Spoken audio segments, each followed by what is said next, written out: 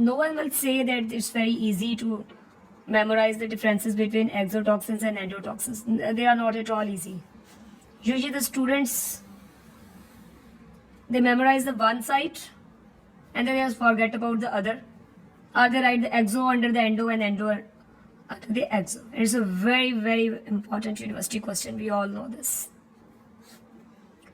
So the exotoxins and endotoxins. The endotoxins, they are the integral part of the cell wall of gram-negative bacteria. We all know in the gram-negative bacteria we have cell membrane, outer membrane, a thin peptidoglycan layer, and this outer membrane is composed of lipopolysaccharide, which is endotoxin. So it's an integral part of gram-negative, while the exotoxins, they are secreted exo, outside, towards the outside. They are secreted from both the gram-positive and gram-negative bacteria. So they are secreted from both the gram-positive and negative bacteria, and they are the integral part of the gram-negative bacteria. The exotoxins, they are polypeptides, while the endotoxins, they are lipopolysaccharides. Now the exotoxins, their genes are located on either the phages or on plasmids, while the endotoxins genes are usually present on the bacterial chromosomes. अभी तो रट्टा ही लगाना पड़ेगा, अब इसमें पता नहीं क्या लॉजिक है, sorry. So their genes are on phages or plasmids and their genes are on the chromosomes. The exotoxins, they are highly toxic, while the endotoxins, they are less toxic.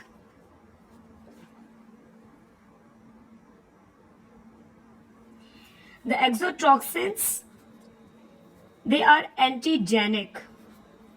So because of this property, the antitoxins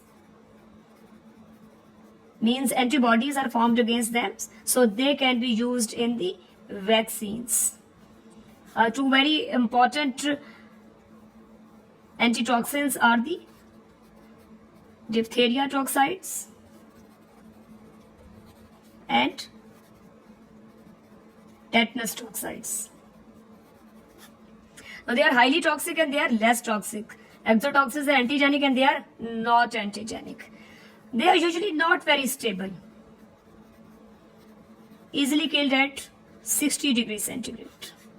But there is an exception, and that is staphylococcal enterotoxins.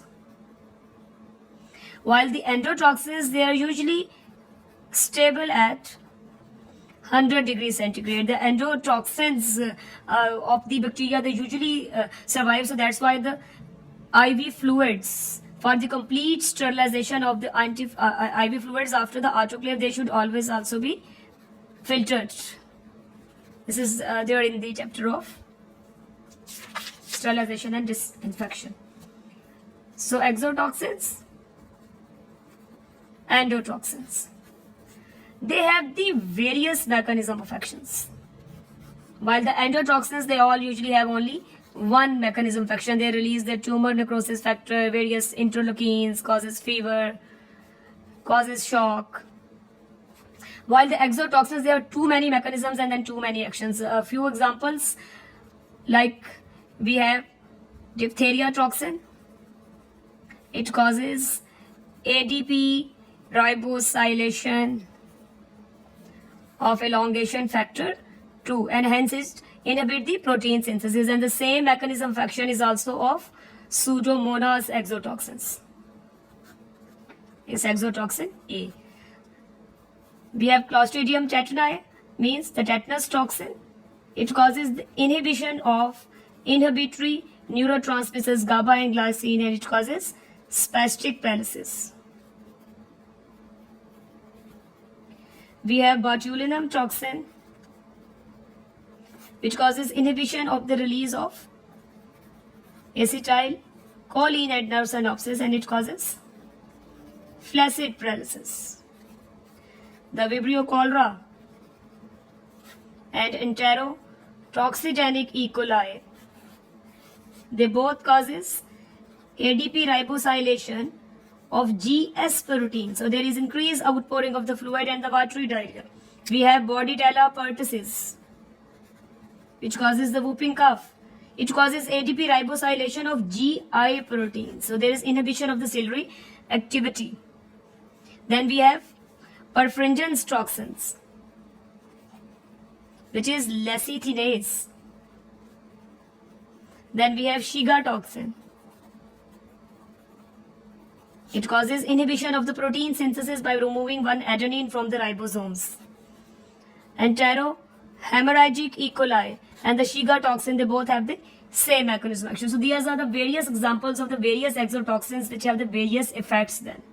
While all the endotoxins, they have the same mechanism of actions. The examples, obviously, the tetanus, botulinum, these E. coli toxins, the Shigella toxins, they are the examples of the gram-negative, and these tetanus, botulinum, diphtheria, they are the examples of gram-positive. While all the gram-negative organisms, they have the endotoxin as their integral part. उनके structure में है तो इसलिए उन सबरों में endotoxin होता ही होता है. कॉमन एग्जांपल इसकी भी meningococcus causes meningococcemia. It's such a very severe kind of condition. The outer membrane, it even forms the blebs, and the endotoxins are released in the blood of the patient. And severe meningococcemia and also the Waterhouse-Friderichsen syndrome is the result. So this is a brief way to memorize the differences between exotoxin and endotoxin. The exotoxins, they are secreted from both the positive and negative, while endo is integral part of the gram-negative organism. Endo is lipopolysaccharide, exos are polypeptides. Endo, its genes are on the chromosomes, while exos genes are on either the phages or on the plasmids. Exotoxins are highly toxic, while endotoxins, they are less toxic. The exotoxins, they are antigenic. So as they are antigenic, so antibodies are formed against it, which is called the antitoxins. So their vaccines are also used against the diseases caused by the exotoxins, while they are not antigenic, so obviously no vaccine can be formed for them. Examples are the diphtheria toxide, tetanus toxide. Not very stable. Exotoxins toxic तो बहुत है, but they are not very stable, can easily be deactivated at the 60 degrees centigrade, while exception is Staphylococcus enterotoxin. A specific food poisoning by eating the cakes, pastries, mayonnaise, vomiting is more pronounced than diarrhea. Incubation period is just 4 hours. These are also very important university courses. याद करना है भी आपने सब कुछ. While the endotoxins are stable at 100 degrees centigrade. So IV fluids, if you want IV fluids complete sterilized after autoclaving, use filtration. So the exotoxins, they have various mechanism of actions, while the endotoxins are only one. They release interleukins and the tumor necrosis factor and cause fever and shock. So exotoxins, if they are of the diphtheria, then they cause the inhibition of the protein synthesis, ATP ribosylation of the elongation factor 2, ADP ribosylation of GS proteins in cholera and enterotoxigenic E. coli, whooping cough, which is called kali khansi, usme ADP ribosylation of GI proteins, Shiga toxins and enterohemorrhagic E. coli. They causes inhibition of protein synthesis by removing the adenines from the ribosomes. Tetanus toxin causes spastic paralysis, and the botulinum toxin causes flaccid paralysis.